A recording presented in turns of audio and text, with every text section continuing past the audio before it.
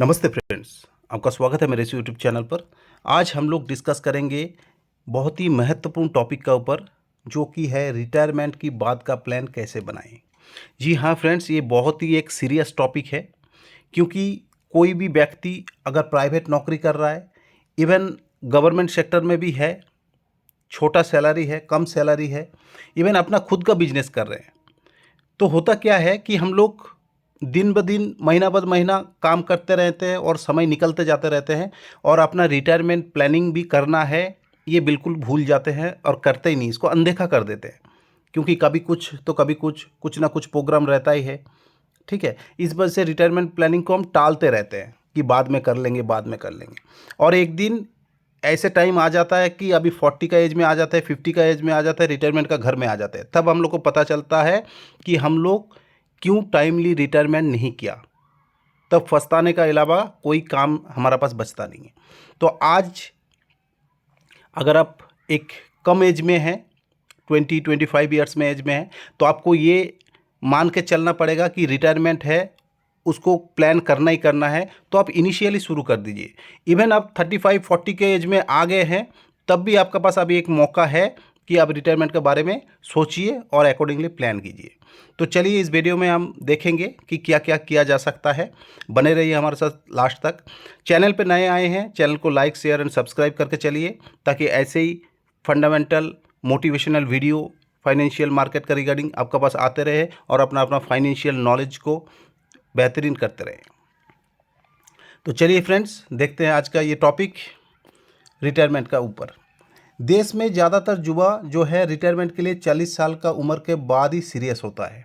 जैसे मैंने कहा कि हर किसी का साथ लगभग यही होता है, कुछ परसेंटेज छोड़ के, जो बहुत ही ज़्यादा कॉशस रहता है अपना गोल को लेके, अपना रिटायरमेंट को लेके, वही इनको बहुत ही कम उम्र में शुरू कर देते हैं, तो वो अचीव भी कर पाते हैं। और जिनको पता ही नहीं है, वो कमाते रहते हैं और खर्चा करते रहते हैं, है ना।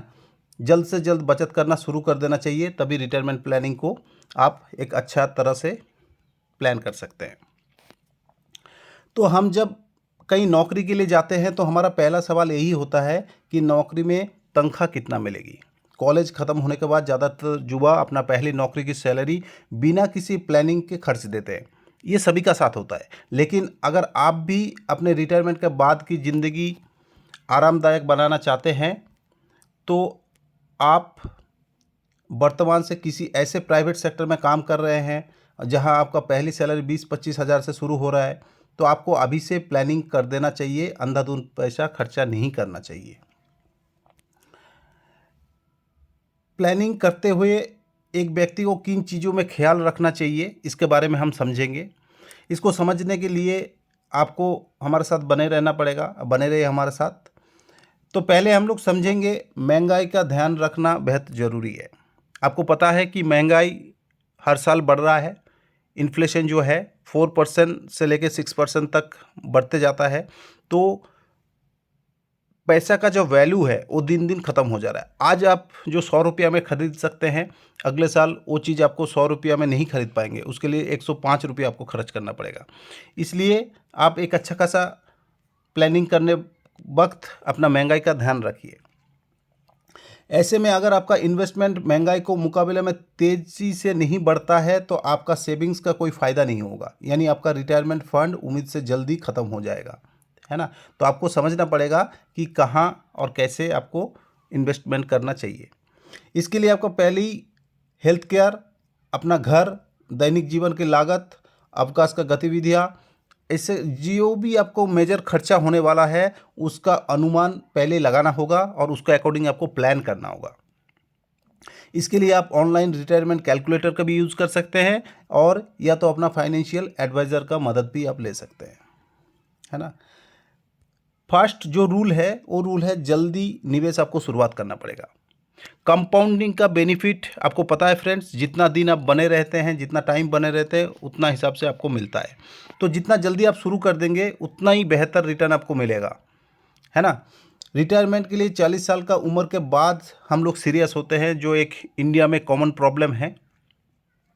हमारे देश में ज़्यादातर लोग अपना रिटायरमेंट को लेकर पैसा बचाने से ज़्यादा बच्चे की पढ़ाई, शादी, इसको प्राथमिकता देता है।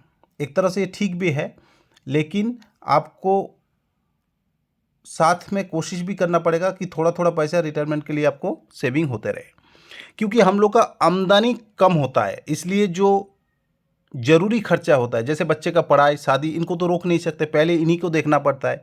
तो मेजर जो हम लोग का कमाई है इधर लग जाता है, इस वजह से हम लोग अपना रिटायरमेंट को प्लानिंग जो है वो टालते रहते हैं। इसलिए आप क्या करें, जैसे आपका नौकरी लगता है आप सेविंग चालू कर दीजिए रिटायरमेंट के लिए। एक छोटा सा पोर्शन, चाहे वो मिनिमम कितना पोर्शन आप रख सकते हैं, उसको शुरू कर दीजिए बस। तो अगर आपने रिटायरमेंट के लिए 20 से 30 साल उम्र में ही आप शुरू करते हैं तो बहुत बढ़िया चीज़ है। अगर नहीं कर पा रहे हैं तो जब आप जागो तब सवेरा, बस शुरू कर दीजिए आप, तभी आपको कंपाउंडिंग आपका लिए काम करेगा, है ना। कंपाउंडिंग का फंडा भी यही कहता है कि जितना जल्दी आप निवेश करेंगे उतना ज़्यादा आपको फ़ायदा होगा, है ना। सैलरी का कितना हिस्सा बचाना सही रहता है फ्रेंड्स, स्टडी बहुत कुछ बोलता है कि इतना परसेंट बचा लीजिए, उतना परसेंट बचा लीजिए। अगर आपका टोटल महीना का इनकम ही 25,000 है, उसका 10% आप बचा लेंगे तो कितना होगा, 2,500, है ना। तो 2,500 में आप क्या क्या प्लान करेंगे, तो पहले तो आपका सैलरी कितना है उस हिसाब से आप काम कीजिए, और मिनिमम से मिनिमम आप 5% अपना सैलरी का मान के चलिए कि आपको रिटायरमेंट कॉर्पस के लिए इकट्ठा करना है इनिशियल स्टेज में। फिर जैसे जैसे आपका बढ़ता रहेगा सैलरी, अकॉर्डिंगली आप बढ़ा सकते हैं उसको। अलग अलग जगह निवेश करना सही है। अगर आपका पास फंड अवेलेबल है, इनकम ज़्यादा आ रहा है, तो आपको आप डाइवर्सिफाइड कीजिए। इन्वेस्ट करते वक्त लॉस से बचने के लिए अपना निवेश जो पोर्टफोलियो बनाएंगे उसको जोखिम, सहनशीलता, समय सीमा और वित्तीय लक्ष्य के आधार पर इक्विटी, डेट, ठीक है, वैकल्पिक निवेश पर आप विचार कर सकते हैं। पूरा का पूरा इक्विटी रखना भी रिस्क होता है, इसलिए रिटायरमेंट का समय नज़दीक आने से खर्चा भी आपको कम करना चाहिए। जैसे जैसे आपका रिटायरमेंट का टाइम नज़दीक आएगा, आपको जो खर्चा है, मेजर खर्चा, वो थोड़ा कम कर देना चाहिए ताकि ज़्यादा से ज़्यादा आपके पास सेविंग बनता रहे। आमतौर पर जब किसी का बहुत सारा पैसा मिल जाता है तो वो तुरंत इसे खर्च कर देते हैं, सोचते हैं उस खर्च करने के लिए सोचते हैं और भूल जाते हैं कि ये पैसा उनको सेवानिवृत्ति 25-30 साल अच्छा समय बिताने के लिए मिला है। ऐसे में आपको अपना खर्च कैसे कम करना चाहिए इस पर ध्यान देना चाहिए। जी हाँ फ्रेंड्स, ये हर किसी को साथ होता है। अगर आप 60 साल पे सेवानिवृत्ति लेते हैं तो आपको एक मुफ्त कुछ राशि मिलता है, तो आदमी सोचता है मैं कैसे इसको जल्दी जल्दी खर्च कर दूं, इसको पकड़ के नहीं रख पाते। तो इसलिए आपको इस अमाउंट जो आता है उसको सोच के चलना चाहिए, ये जो पैसा है इसी का बदौलत ही मेरे को अभी आगे का ज़िंदगी जीना पड़ेगा, इसका यूज़ करना पड़ेगा। तो अगर आप उसको ज़्यादा से ज़्यादा खर्चा कर देंगे तो आपको आगे जाके दिक्कतों का, परेशानी को उठाना पड़ेगा। तो कम से कम 30 साल चले, इस हिसाब से आपको प्लानिंग करना चाहिए।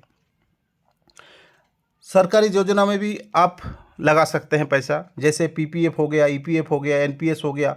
अगर अपने आप को डाइवर्सिफाइड करना है तो इक्विटी में भी डालिए, डेट में भी डालिए, और ये सरकारी जो स्कीम है इन पे भी आप डाल सकते हैं। इन पे भी एक अच्छा स्थिर रिटर्न आपको प्रदान करता है। रियल एस्टेट में भी आप निवेश करके चल सकते हैं। रियल एस्टेट में हालांकि ज़्यादा इकट्ठा पैसा चाहिए प्रॉपर्टी को खरीदने वक्त, तो ये भी आपको बुरे टाइम में काम आता है। इसको बेच के भी आप एक अच्छा खासा कॉर्पस इकट्ठा कर सकते हैं। यहाँ पे मैं फॉर एग्जांपल लिया हूँ, अगर आप 20 साल के बंदे हैं, 30 साल के बंदे हैं, अभी वीडियो देख रहे हैं, आपको समझ में आ रहा है कि रिटायरमेंट कॉर्पस इकट्ठा करना चाहिए, तो अगर आप मिनिमम 5,000 से भी शुरू करते हैं और एक्सपेक्टेड रिटर्न एकदम मिनिमम लिया 12%, और आपका पास 30 साल का टाइम है कॉर्पस इकट्ठा करने के लिए, तो आप निवेश कर रहे हैं ओनली 18 लाख। उसका ऊपर आपको रिटर्न जो मिल रहा है 1,58,00,000, टोटल जो वैल्यू बन जाएगा आपको 1,76,00,000। तो ये एक बहुत ही सिस्टमेटिक अप्रोच रहेगा एसआईपी। इसके लिए आपको कुछ नहीं करना पड़ेगा, वन टाइप हम मैंडेट कर देंगे, ऑटोमेटिक आपका अकाउंट से कटता जाएगा। ना इसके लिए आपको पोर्टफोलियो चेक करना पड़ेगा, ना मार्केट का उतार चढ़ाव आपको देखना पड़ेगा, ना कोई स्ट्रैटेजी लगाना पड़ेगा, ना आपको कुछ करना पड़ेगा। ये बस पैसिव इनकम ऑटोमेटिक आपके लिए क्रिएट हो जाएगा विदाउट एनी झंझट। देन और एक एग्जांपल देखते हैं, 5,000 का एसआईपी, 15% रिटर्न, हम यहाँ 3% ज़्यादा लेके चल रहे हैं, सेम टाइम फ्रेम लेते हैं 30 साल, तो इस केस में भी आप 18 लाख निवेश कर रहे हैं फ्रेंड। देख लीजिए यहाँ पे चमत्कार ये हो जाता है कि रिटर्न जो आपका है बढ़ के 3,32,50,000 तक पहुँच जाता है। टोटल कॉर्पस आपको 3.5 करोड़ तक पहुँच जाता है। 3% का रिटर्न का कितना अंतर होता है ये आप अपने आंखों से देख लीजिए। जहाँ 1.5 करोड़ का कॉर्पस आप बना रहे थे 1,76,00,000 के आसपास, वहीं पे आप बना रहे 3.5 करोड़ का कॉर्पस, जस्ट डबल 3% से। ठीक है, तो और एक एग्जाम्पल आप देख सकते हैं, अगर आपका पास टाइम फ्रेम कम है, 5,000 15% रिटर्न, और इस केस में मैं 25 साल लेके चलता हूँ कि आपका एज अभी 35 हो गया, 25 साल आपका पास है, तो इस केस में भी आप 15 लाख निवेश करते हैं फ्रेंड, और रिटर्न आपका पास आ जाता है 1.5 करोड़, टोटल कॉर्पस बन जाता है 1,64,00,000। तो 1.5 करोड़ का आसपास आपको अगर रिटर्न मिल जाता है, उसका बाद आप SWP लगा देते हैं तो एक अच्छा खासा अमाउंट आपका पास रहता है। और अगर आप एक्सपेंस को लिमिट करते हैं तो आपका 20-30 साल आराम से उससे निकल जाएगा। आप ज़्यादा कमाते हैं तो इस केस में 10,000 अगर आप निवेश करके चलते हैं, 15% रिटर्न, और 20 साल आप टाइम फ्रेम है आपका पास, 40 साल एज हो गया, तब आपको 24 लाख निवेश करना पड़ेगा, और एस्टिमेटेड रिटर्न है 1,27,00,000, टोटल वैल्यू तब भी आपका पास 1.5 करोड़ का बन जाएगा।